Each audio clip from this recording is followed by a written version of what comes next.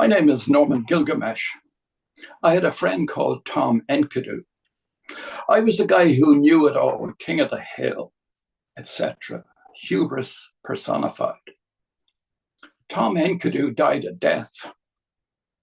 And I thought, this can't happen to me. I needed to go on a long journey to realize that death has no dominion. Or as Dylan Thomas put it so eloquently, and death shall have no dominion. Dead men naked, they shall be one with the man in the wind and the west moon.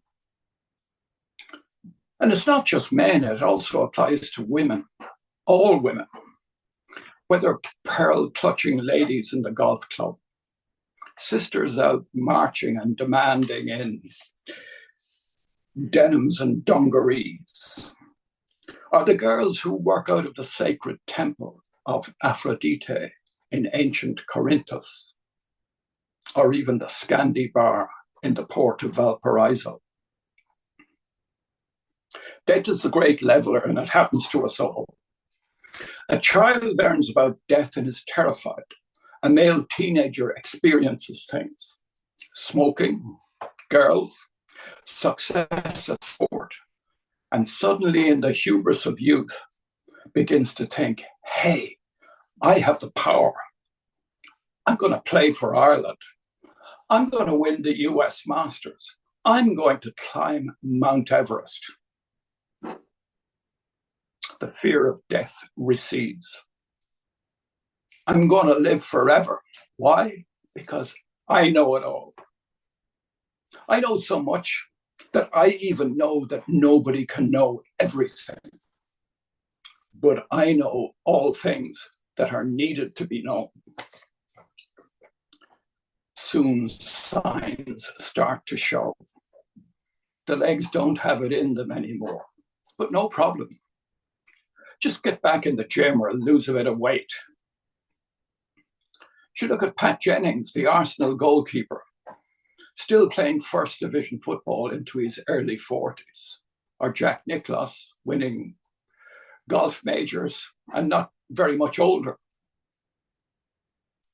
Those totems of immortality gradually fall by the wayside as the little snakes of time keep stealing and eating the flora of certainty. Nothing tangible remains, just the discarded shadow of greatness. In our deluded hubris, Tom and I still couldn't read the signs. That is until both of us, now touching 60, arrived at Turnberry Golf Course in Scotland, to the final green of the final hole on the final day of the Open Golf Championship. Tom is playing the course, and I am a TV spectator. But I have advised him on every shot, including his approach to the final green. He only needs to get down in 2 putts to win and become even more of a golfing immortal than he already is. The laws of nature and golfing evolution dictate that no 60-year-old will ever again stand on this impossible threshold.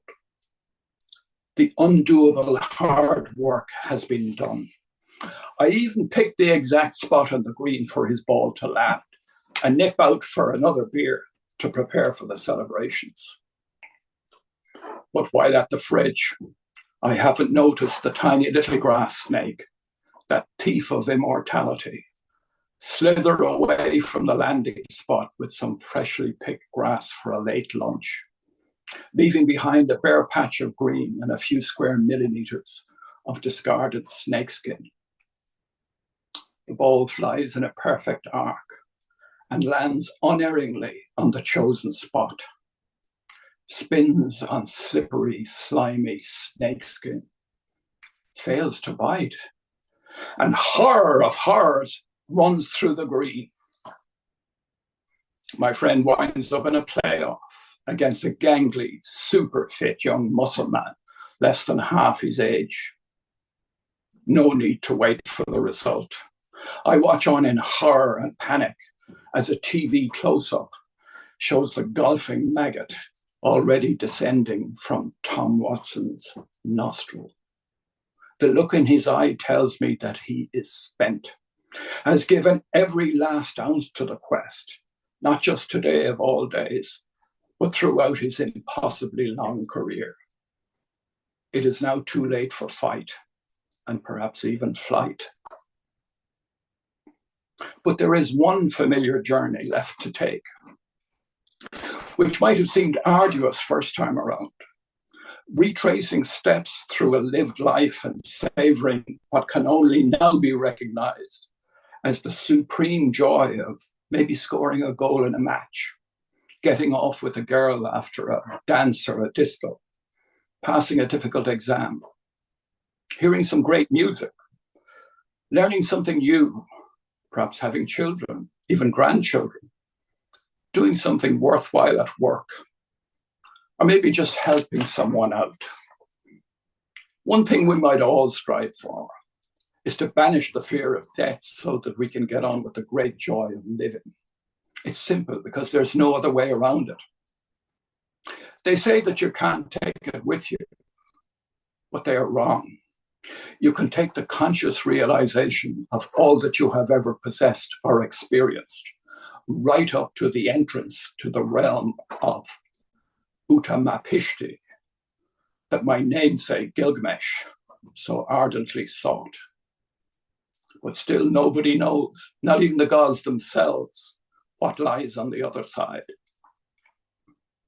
3 years later, Tom and I were back together at Turnberry, this time in person, for day 3 of the British Seniors Open. I was able to walk every hole with my golfing idol, choose my own viewing angle, and see each one of his 70 silken strokes executed to perfection. Immortality wasn't at stake today. Walking down the fairways of our very own Uruk with summer sunshine shimmering on a stunning Ailsa Craig out in Firth of Clyde, the great Tom Watson and I, just a face in the small crowd, were experiencing for ourselves something infinitely more valuable and rewarding: life itself. Slán.